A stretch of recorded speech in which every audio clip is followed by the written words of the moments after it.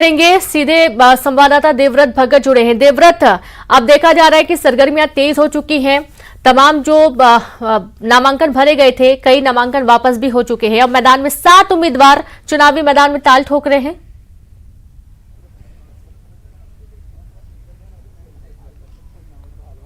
जी, 7 उम्मीदवार यहां पर मैदान में हैं, लेकिन ब्रह्मानंद नेताम पर संगीन आरोप लगे हैं, जिसके बाद बीजेपी की मुश्किलें यहां पर बढ़ती हुई दिखाई दे रही हैं, क्योंकि एक ही उम्मीदवार यहां पर ब्रह्मानंद नेताम को उतारा है। हालांकि कांग्रेस पूरी कोशिश करती रही कि ब्रह्मानंद नेताम का नामांकन जो है वो निरस्त हो जाए। अब आने वाले दिनों में निर्वाचन आयोग इस पर किस तरह का फैसला लेती है, ये तो देखने वाली बात होगी, लेकिन इतना जरूर है कि तमाम तरह के संगीन जो आरोप हैं, गंभीर आरोप हैं, वो कांग्रेस ने लगाए हैं। और कांग्रेस का ये कहना भी है कि ये केवल आरोप नहीं है, बल्कि हमने तथ्यों के साथ में जो चीजें हुई हैं, जो एफआईआर दर्ज किया है, उसे हमने यहां पर पेश किया है। जबकि बीजेपी इन तमाम आरोपों को निराधार बता रही है। और कांग्रेस का यह कहना है कि आरोप तो यह है कि नामांकन में जिस एफआईआर की बात अब तक के कांग्रेस करती रही है, जो तथ्य पेश किए हैं, वो ब्रह्मानंद नेताम ने उनका जिक्र जो है वो नामांकन में नहीं किया है। और इसलिए जिला निर्वाचन अधिकारी के साथ साथ मुख्य निर्वाचन पदाधिकारी को भी यह शिकायत की गई है कि ब्रह्मानंद नेताम का जो नामांकन है वो खारिज किया जाए। फिलहाल की जो स्थिति देखने को मिल रही है कि 7 उम्मीदवार जो हैं वो इस समय मैदान में है भानु प्रतापपुर के, जिसमें ब्रह्मानंद नेताम तो है ही, और सावित्री मंडावी जो कि दिवंगत नेता मोहन मंडावी की पत्नी है।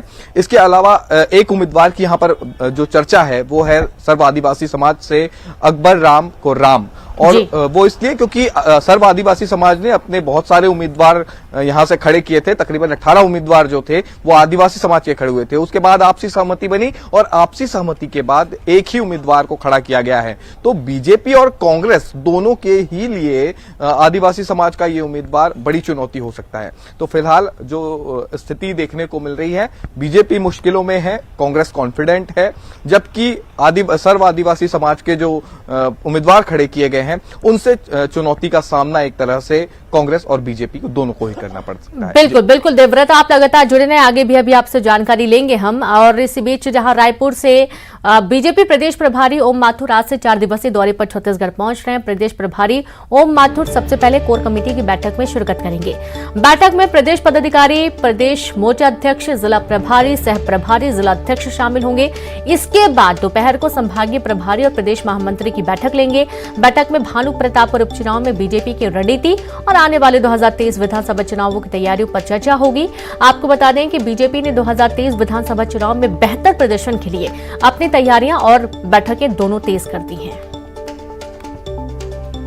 और संवाददाता देवव्रत भगत जुड़े। देवव्रत, अब चूंकि ओम माथुर पहुंच रहे हैं छत्तीसगढ़ के दौरे पर, ये बहुत अहम इसलिए भी हो जाता है क्योंकि जिस तरीके से भानु प्रतापपुर उपचुनाव के दौरान जो ब्रह्मानंद नेताम, उनकी छवि भी कहीं ना कहीं अब खराब होती हुई नजर आई। पिछला रिकॉर्ड जो सामने आया है, उनका जो आरोप कांग्रेस ने लगाए हैं, और उसके बाद अब पहले वो बैठकें लेने वाले, फिर आगे भी कुछ तय कार्यक्रम है। देवव्रत,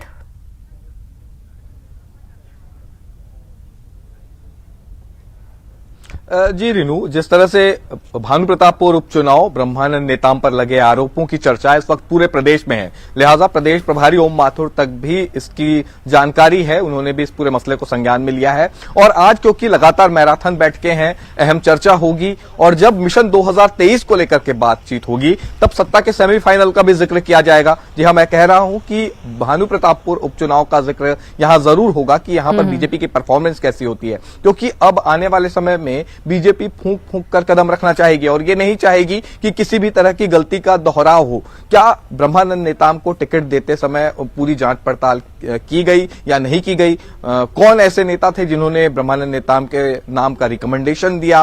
तो ये तमाम तरह की जो चीजें हैं वो इस बैठक में खुल करके सामने आ सकती है। हालांकि बीजेपी की तरफ से ये कहा जा रहा है कि ये एक परिचय की बैठक है, लेकिन जिस तरह से तमाम कोर समिति के सदस्यों को बुलाया गया है, जितने भी मोर्चा हैं उसके अध्यक्षों को बुलाया गया है, जिला अध्यक्ष, उपाध्यक्ष, इसके अलावा सह प्रभारियों को बुलाया गया है, तो ये लगातार मैराथन बैठकों का जो सिलसिला है वो चलेगा।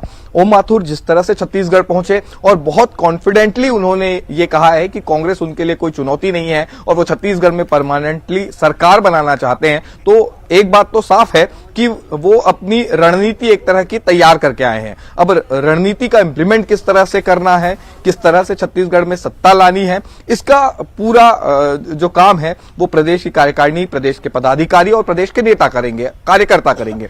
तब ऐसे में जब बदलाव बीजेपी में बढ़ा हुआ है, क्योंकि संगठन में तो बदलाव हुआ ही है, साथ ही प्रदेश प्रभारी भी बदले गए हैं, तब ऐसे में बीजेपी नए एनर्जी के साथ यहां पर दिखाई देगी। लेकिन मिशन 2023 को लेकर के जो ये पूरी बैठकें हो रही है, इसमें सांसदों से, विधायकों से चर्चा होगी और साथ ही साथ कोर समिति के जो सदस्य हैं उनसे 1 to 1 भी चर्चा होने वाली है। यानी एक के बाद एक सभी नेताओं से 1 to 1 चर्चा होगी, जिसमें प्रदेश की वर्तमान स्थिति, आने वाली रणनीति और अब तक आपने कौन कौन से काम किए हैं, इन सबकी जानकारी ओम माथुर लेने वाले हैं। तो कुल मिलाकर के नेताओं की आज क्लास है, नेताओं की आज परीक्षा की घड़ी है। अब देखना यह होगा कि माथुर की क्लास में कितने प्रतिशत नेता जो है वो पास होते हैं। जी बिल्कुल, बहुत शुक्रिया आपका देवव्रत तमाम जानकारी के लिए। और चलिए अब अगली खबर का हम रुख करेंगे। गरियाबंद से बड़ी खबर है। पथराव